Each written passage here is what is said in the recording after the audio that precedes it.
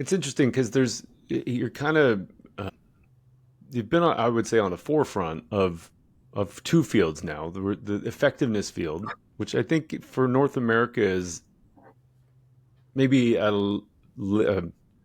earlier stage of adoption than say other areas. Yes. And then there's the AI side of things, which is also, I mean, that's being rapidly adopted, but also kind of one of those things where a lot of people are not, everyone's talking about AI, but never really sure how to do it. You know Yeah, what I mean? exactly. So you're kind of selling two different ideas or principles. Is one easier than the other, or are you finding really general broad acceptance for the ideas of both the AI side and the validity of that, and then the effectiveness side?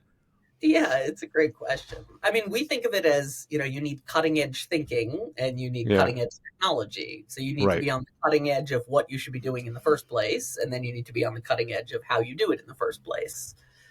To your point, yeah, I think the reason why the AI revolution has accelerated so much faster than the marketing effectiveness revolution is because it's an easier sell. You don't have to rethink everything you're doing. You don't have to consider the Yeah, idea that the opposite of everything you're doing might be the right thing to do, which is a kind of like scary proposition.